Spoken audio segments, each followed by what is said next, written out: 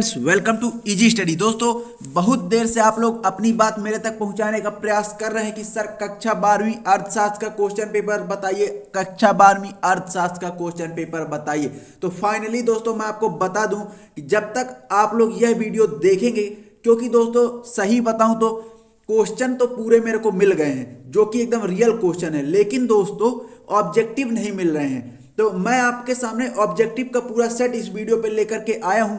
अगर आपने इस वीडियो को लास्ट तक देख लिया तो गारंटेड है दोस्तों कि आपके पूरे ऑब्जेक्टिव एकदम ऑब्जेक्टिव में आपके पूरे नंबर क्लियर हो जाएंगे। जी हां दोस्तों, आपके पूरे नंबर ऑब्जेक्टिव पे क्लियर हो जाएंगे। तो आप लोग अपनी ऑब्जेक्टिव को क्लियर कर लीजिए। 28 नंबर के ऑब्जेक्टिव आते हैं। तो इस वीडियो में हम केवल ऑब्जेक्टिव बताएंगे, और जब तक आप लोग ये वीडियो देखेंगे तब तक आपको रियल क्वेश्चन पेपर भी आपको मिल जाएंगे, ऐसी पूरी उम्मीद है। साथ ही दोस्तों आप लोग टेलीग्राम चैनल को ज्वाइन कर लीजिए, क्योंकि क्वेश्चन पेपर आप कहां मिलेंगे तो टेलीग्राम में मिलेंगे। तो लिंक डिस्क्रिप्शन पर दी गई है, आप लोग टेलीग्राम ज्वाइन कर लीजिए।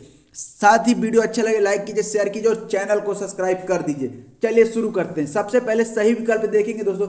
मैं बता दूं दोस्तों, यह वीडियो उन लोगों के लिए भी है जिनके पास बुक नहीं है पढ़ने के लिए, जिन दोस्तों के पास बुक प्रोवाइड नहीं हो पाई है, जिनके पास बुक नहीं है पढ़ने के लिए, इसीलिए उनके लिए खास तौर से इन ऑब्जेक्टिव का पूरा सेट लेकर के आया गया। तो चलिए शुरू करते हैं। देखते हैं, पहला प्रश्न है कि जब सीमांत उपयोगिता शून्य होती है तो कुल उपयोगिता होती है। तो क्या होती है? तो कुल उपयोगिता सर्वाधिक होती है। इसका राइट आंसर है सर्वाधिक। सेकंड क्वेश्चन है, कौन सी लागत शून्य नहीं हो सकती? तो दोस्तों स्थिर लागत कभी शून्य नहीं हो सकती। थर्ड क्वेश्चन है, विक्रेताओं की संख्या बहुत कम होती है। इसका राइट आंसर है अल्पाधिकार में विक्रेताओं की संख्या बहुत कम हो जाती है। चौथा क्वेश्चन है, सामान्य बेरोजगारी का अध्ययन किया जाता है। तो कहां किया जाता है दोस्तों? आप सबको पता है, समष्टि अर्थशास्त्र में सामान्य बेरोजगारी का अध्ययन किया जाता है। आगे बढ़ते हैं दोस्तों। मैं आपको बता दूं कि जब तक आप यह वीडियो देखेंगे तब तक आपको रियल क्वेश्चन पेपर टेलीग्राम पे मिल जाएंगे, तो टेलीग्राम ज्वाइन कर लीजिए। अगला क्वेश्चन है, कीन्स के अनुसार राष्ट्रीय आय तथा कुल आय के मध्य संबंध होता है। तो इसका राइट आंसर दिया दोस्तों क्या? फलनात्मक। जी हाँ, इसका राइट आंसर है फलनात्मक। अगला क्वेश्चन है, सरकारी बजट प्रस्तुत किया जाता है वर्ष में, तो कितनी बार वर्ष में? एक बार प्रस्तुत किया जाता है। तो दोस्तों साथ ही मैं आपको बता दूं, इन सारे आपके नीचे पूरे आंसर भी दिए हुए। जब से रिक्त स्थान दिया हो तो उसके नीचे आंसर भी दिया हो, तो आप लोग स्क्रीनशॉट कर लीजिए, क्योंकि आपको लिखने की जरूरत नहीं है, टाइम ज्यादा वेस्ट होगा। आप लोग सिर्फ स्क्रीनशॉट कर लीजिए, क्योंकि इंपॉर्टेंट क्वेश्चन दोस्तों 28 नंबर के ऑब्जेक्टिव आने हैं और रियल ऑब्जेक्टिव मिल नहीं रहे थे। तो हमने पूरा सेट लेकर के आ गए कि अगर आपने इनको देख लिया तो गारंटीड है कि 28 में से 25 नंबर आपके क्लियर हैं। तो 25 नंबर के लिए आप लोगों को ये वीडियो पूरा देखना पड़ेगा और लाइक करना पड़ेगा दोस्तों। तो दबा के लाइक कर दीजिए और ठोक के चैनल सब्सक्राइब कर दीजिए। अब देखिए रिक्त स्थान देख लेते हैं। तो अब पहला व्यष्टि अर्थशास्त्र में डैश डैश का अध्ययन होता है। तो किसका? व्यक्तिगत इकाइयों का अध्ययन होता है। मांग की लोच में 5 श्रेणियां होती हैं। औसत आगम को ही वस्तु की कीमत कहते हैं। अगला क्वेश्चन है, पूर्ति का नियम डैश डैश वस्तुओं पर लागू नहीं होता। तो किस पर लागू नहीं होता दोस्तों? दुर्लभ वस्तुओं पर लागू नहीं होता। तो आप लोग इसके क्वेश्चन भी है, आंसर भी है, तो आप लोग स्क्रीनशॉट कर लीजिए। मैं आगे बढ़ता हूं। अब सही जोड़ी दोस्तों, सही जोड़ी में मिलान कर देता हूं आप लोगों को। पहला, आय तथा बचत दोनों परस्पर क्या होती हैं? एक दूसरे से प्रत्यक्ष संबंध रखते हैं। अगला है, प्रतिभूति विनिमय कर। तो प्रतिभूति विनिमय कर स्टॉक एक्सचेंज शेयर है। अगला है, स्थिर विनिमय दर। तो इसका राइट आंसर है स्वर्ण अथवा किसी अन्य मुद्रा के संबंध में स्थिर विनिमय दर का प्रयोग होता है। चौथा, एनडीपी का पूरा नाम क्या है?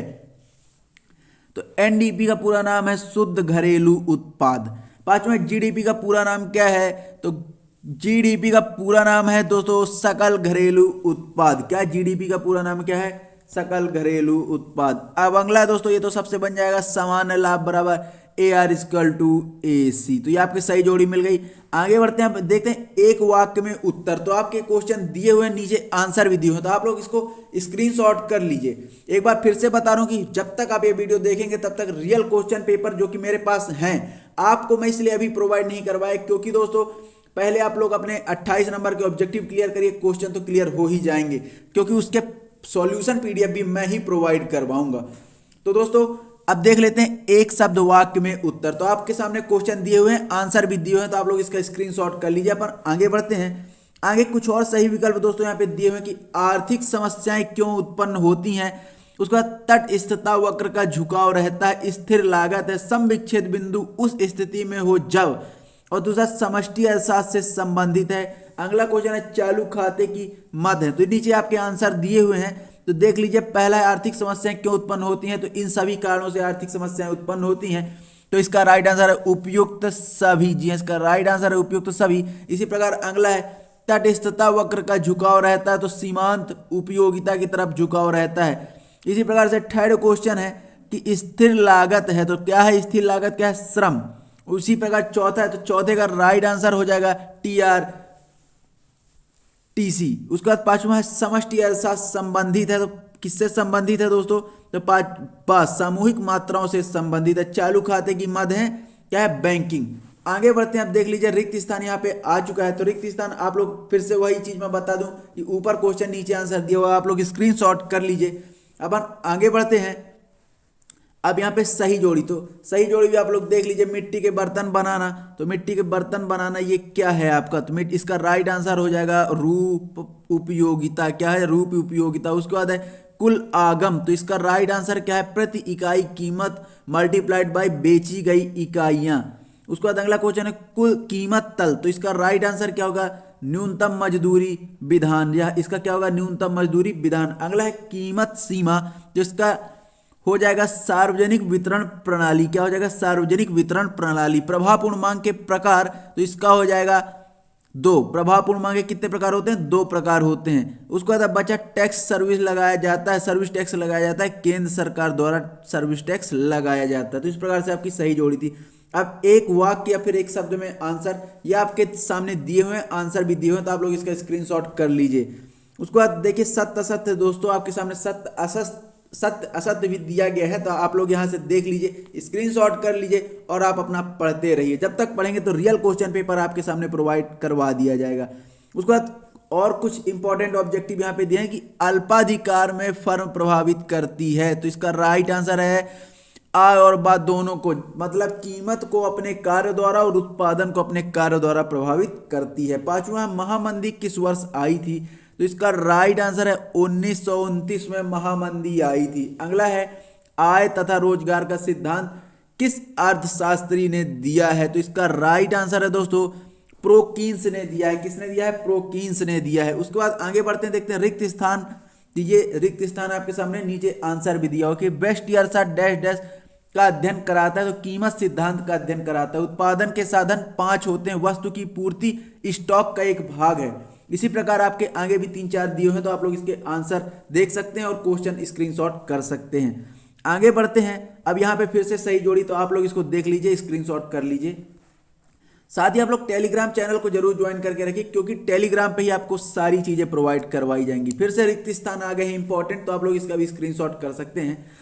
जैसा कि क्वेश्चन पहला है कि प्रोकिन्स ने रोजगार सिद्धांत की आधारशिला डैश डैश रखी है, तो प्रभावपूर्ण मांग की आधारशिला रखी थी। गुणक का आकार सीमांत उपभोक्ता प्रवृत्ति पर निर्भर करता है। पत्र मुद्रा निर्गमित का अधिकार रिजर्व बैंक को होता है। केंद्र सरकार का बजट फरवरी माह के अंतिम दिन प्रस्तुत किया जाता है। इस प्रकार से क्वेश्चन है, आप लोग इसका स्क्रीनशॉट कर सकते हैं। फिर सही जोड़ी आ गई दोस्तों, तो आप लोग इस सही जोड़ी का मिलान तो आप कर ही लेंगे, स्क्रीनशॉट बस कर लीजिए, बाकी सारी चीजें आपको टेलीग्राम पे प्रोवाइड हो जाएंगी। उसके बाद से कुछ और देख लीजिए ऑब्जेक्टिव यहाँ पे दिए हुए कि समष्टि अर्थशास्त्र में ध्यान नहीं दिया जाता है, तो कहाँ पे ध्यान नहीं दिया जाता है। अब आप लोग इसका कमेंट में आंसर जरूर बताइए कि समष्टि अर्थशास्त्र में ध्यान नहीं दिया जाता, कहाँ नहीं दिया जाता। आगे बढ़ते हैं, देखते हैं पेट्रोल की कीमत बढ़ जाने पर कार की मांग वक्र खिसक जाता है, तो कहाँ खिसक जाता है दोस्तों, ऊपर की ओर खिसक जाता है। उसके बाद थर्ड क्वेश्चन है अल्पकालीन उत्पादन फलन है, तो इसका राइट आंसर है उपयुक्त दोनों। जी हाँ, अल्पकालीन उत्पादन फलन है उपयुक्त दोनों। उसके बाद चौथा पूर्ण प्रतियोगिता बाजार में उत्पादन की मांग होती है, इसका राइट आंसर है पूर्ण बेलोचदार। जी हाँ, पूर्ण बेलोचदार। पांचवा विभेदी उत्पादन इसकी एक विशेषता है, किसकी, इसका राइट आंसर है केवल एकाधिकार प्रतियोगिता की। प्राथमिक क्षेत्र से बाहर है, क्या बाहर है, होटल प्राथमिक क्षेत्र से बाहर है। तो दोस्तों ये आपके कुछ इंपॉर्टेंट ऑब्जेक्टिव का हमने डिस्कस किया है आपके सामने। उम्मीद है वीडियो बहुत अच्छा लगा होगा। आप लोग टेलीग्राम को ज्वाइन कीजिए, क्योंकि जब तक आप ये वीडियो देखेंगे तो टेलीग्राम पे क्वेश्चन आंसर आपके सामने आ चुके होंगे। तो मिलते हैं नेक्स्ट वीडियो में, तब तक के लिए बहुत बहुत धन्यवाद।